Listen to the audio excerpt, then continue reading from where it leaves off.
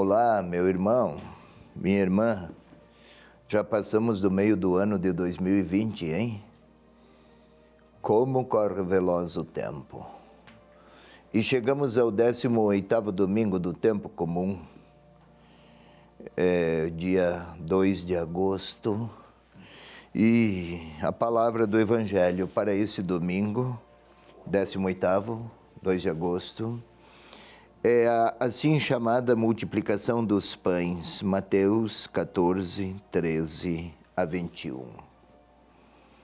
Vamos, conhecido o texto, muito, mas ao mesmo tempo rico de nuances e a cada leitura é como se aflorassem novas percepções. Vou ler.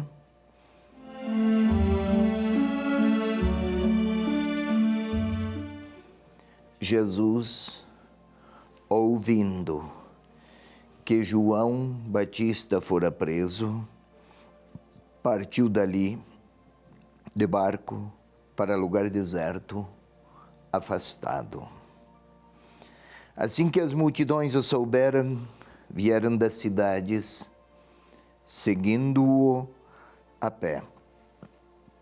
Assim que desembarcou, viu uma grande multidão. E tomado de compaixão, curou seus doentes. Chegada a tarde, aproximaram-se dele seus discípulos, dizendo: o lugar é deserto, a hora já está avançada. Despede as multidões para que vão aos povoados e comprem alimento para si. Mas Jesus lhe disse: não é preciso que vão embora. Dai-lhes vós mesmos de comer.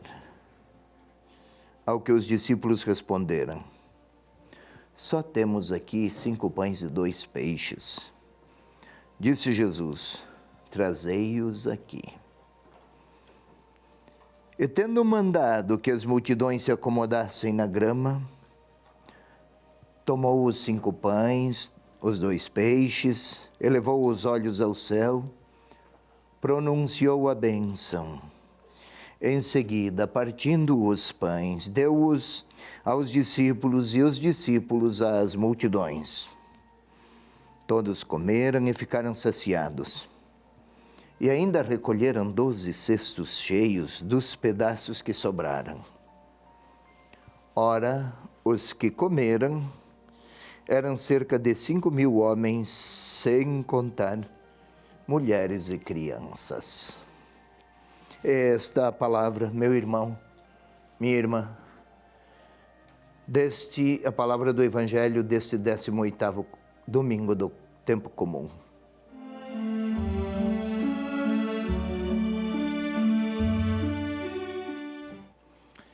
Quase sempre nas nossas Bíblias está o título Multiplicação dos Pães. Nada tão errado. A intenção do evangelista não é colocar em destaque o grande milagre. Pode ver, se observar, falou disso só lá no final, que comeram 5.000, sem contar mulheres e crianças.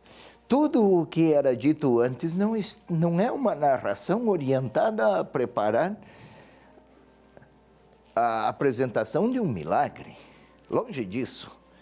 Quer falar da relação dos discípulos com Jesus e da relação dos discípulos com as multidões.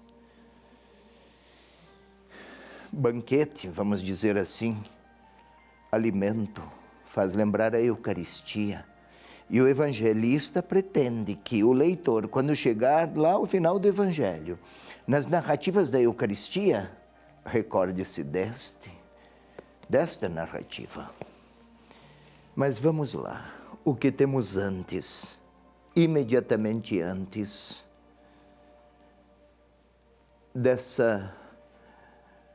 da apresentação do texto de hoje? João Batista fora decapitado, fora preso e fora decapitado, e Leio aqui alguns versículos antes. E a cabeça foi trazida num prato e entregue à moça, que a levou à sua mãe. Um prato faz lembrar o banquete, aquela festa do rei.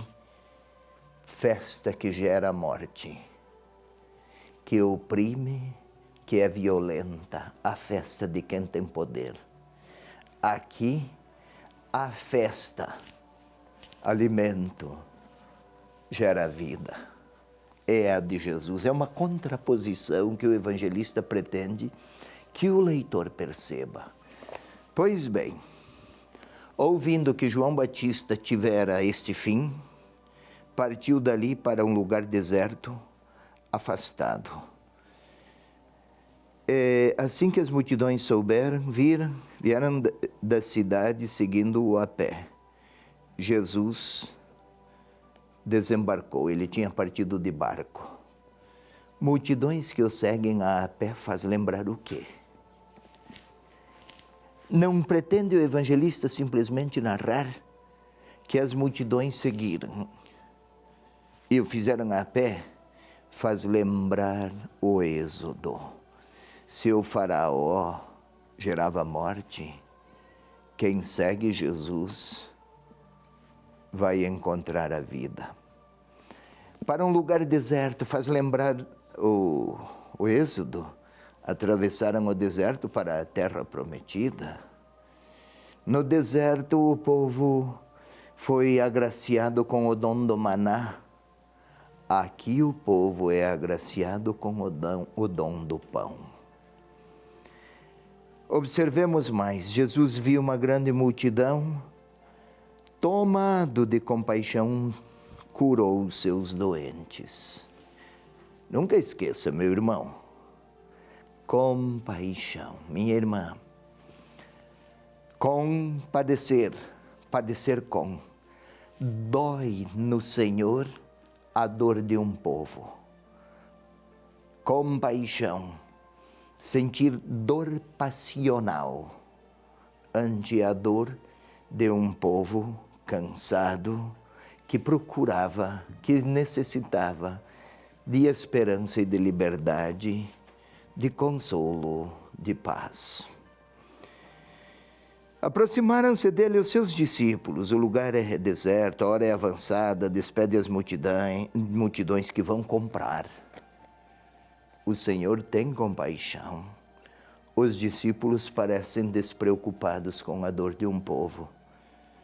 Vão, comprem, solucionem seu problema. Neles nada doía a dor de um povo. Mas são discípulos. Discípulo é aquele que aprende, aquele que se deixa ensinar.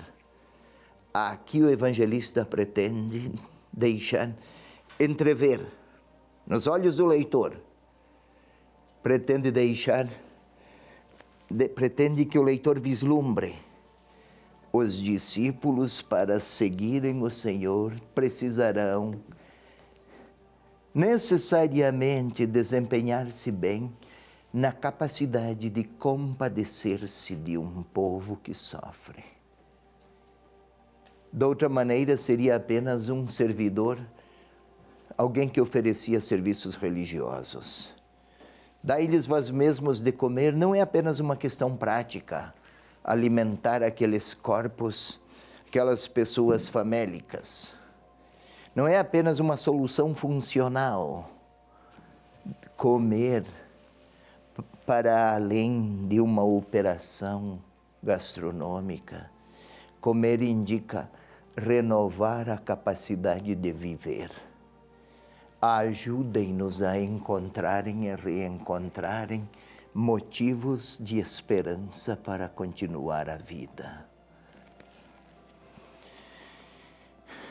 Então, só temos 5 pães, 2 peixes.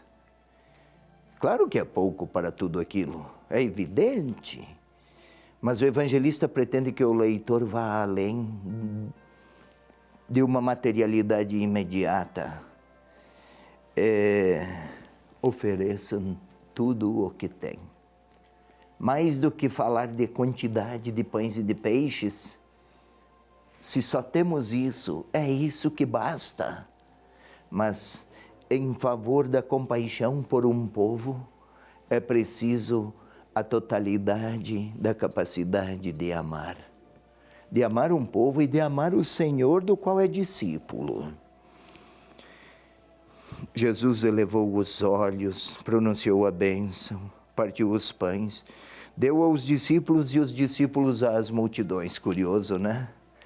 O discípulo oferece às multidões não qualquer coisa. Sua missão é oferecer às multidões o que recebem de seu Senhor. Aqui é uma forte interpelação a todos os que são servidores de uma comunidade, bispos, padres, ministros, catequistas, lideranças de todo tipo, mas também pais. Qualquer cristão que no lugar em que estiver, na profissão em que se desempenhar ou em qualquer âmbito de atuação, de alguma maneira é discípulo. E lá, qualquer lugar, vai encontrar pessoas sofridas. O Senhor sentiu compaixão. E está a pedir dos discípulos que deem, que ofereçam o que precisam as multidões para ter esperança e renovar o sentido para a vida.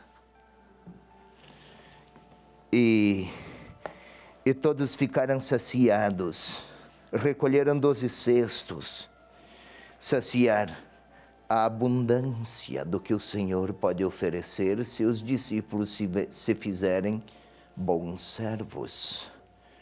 12 cestos. Saco de viagem, cesto. Nós imaginamos cesto para que contém sobras. Não vamos jogar fora sobras de comida. Não é isso o que o evangelista pretende. Quer dizer, saco de viagem, levem para o caminho e para a viagem, para a travessia. Estão seguindo a pé. Faz lembrar o deserto, que nesta travessia pelo deserto, até chegar à terra prometida, sejam sustentados pelo alimento que o Senhor oferece. Não outras energias e outras forças, a não ser aquelas do Senhor mesmo. Discípulos, a este povo ofereçam do que receberam do Senhor.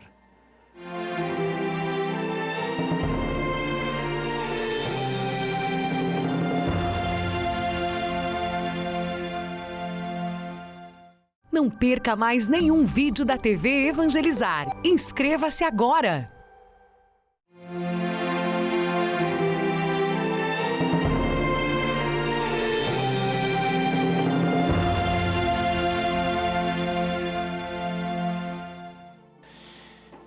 Querido irmão, querida irmã, vamos agora orar. Vamos pronunciar nossas palavras orantes e inspirados na palavra. É por isso o programa e é este o motivo da primeira parte. Explicar para orar depois de ter compreendido. Compreender para crer. Compreender para orar.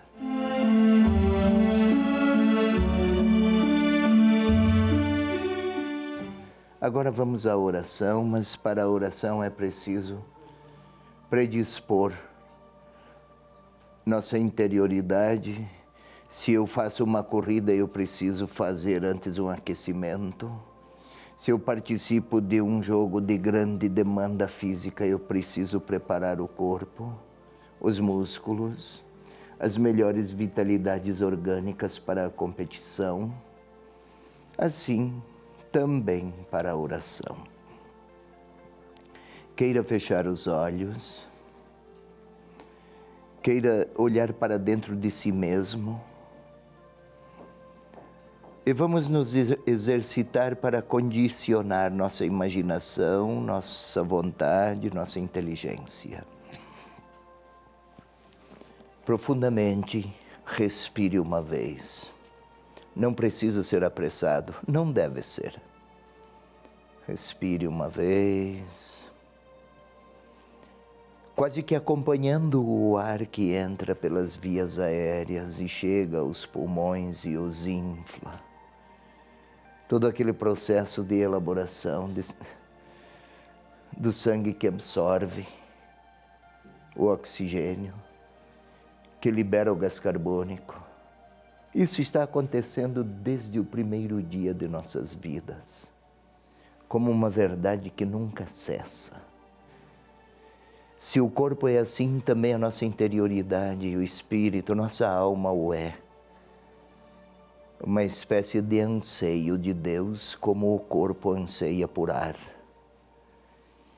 Então vamos respirar profundamente mais uma vez. E aí, nesse dinamismo, até imaginar o Espírito de Deus a impregnar nossos afetos e a nossa capacidade de amar. Respira uma vez. Faz o mesmo, façamos o mesmo mais uma vez. Glória ao Pai, ao Filho e ao Espírito Santo. Como era no princípio, agora e sempre. Amém. Agora vamos agora ler novamente o texto, só que agora não é com a mente que interpreta as letras, mas com as imagens que interpreta os movimentos das pessoas. Podemos até imaginar o Senhor preocupado, subindo em um barco, os 12 com ele. Se com João Batista decapitaram-no, podem fazer o mesmo com ele. Podem fazer também algo aos discípulos. Talvez veja restritos os espaços de evangelização. Lá no outro lado já é outro grupo, outra realidade, outra situação. Eis o barco e eles remando, não havia motores à época. O vento, aquela brisa permanente nesse mar, Lago de Genezaré, assim chamado pelo evangelista de mar, é uma brisa permanente, talvez até desloque os cabelos. E vão remando e chegam em um outro lugar e há uma multidão. Eles viam desde o mar, desde a navegação, já havia um movimento de pessoas. Lá estão eles. Jesus se encheu de compaixão. Isto é um povo que está à procura. Talvez até as intenções deles sejam de pura compensação. Talvez seja algo quase marcado por intenções até ambíguas. Onde tem um milagre, todos querem ver a expectativa. Todavia, estão em busca. Tinha doentes e o Senhor os curou. Tinha enfermos.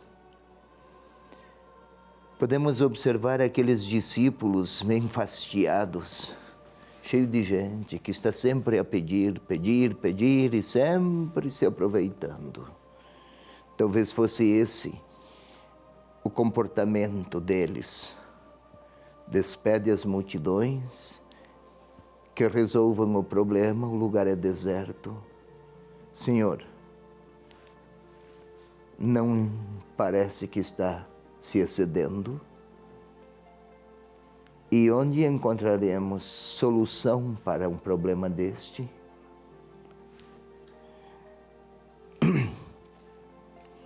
Podemos até observar o Senhor a chamar os outros discípulos. Alguns falaram, outros foram chamados e ele está a repetir. Dai-lhes de comer.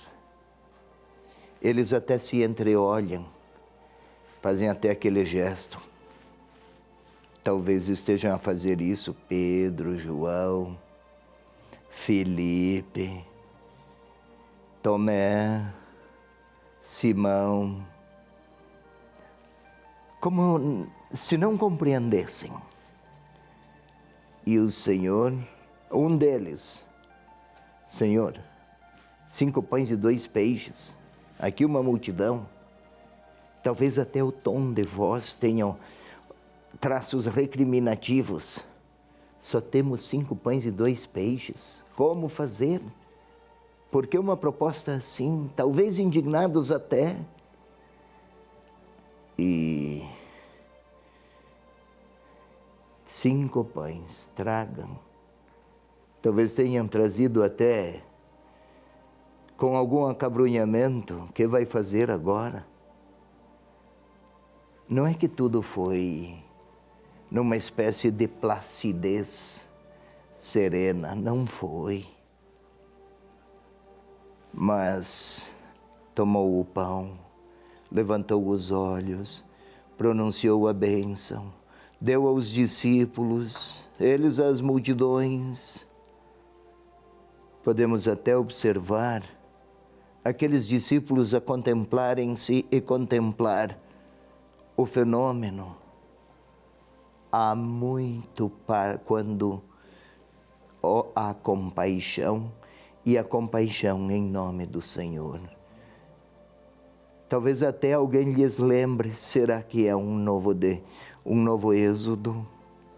Será que é uma nova travessia equiparável à antiga no deserto?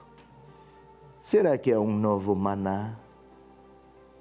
Eles conheciam as tradições destes textos do Antigo Testamento.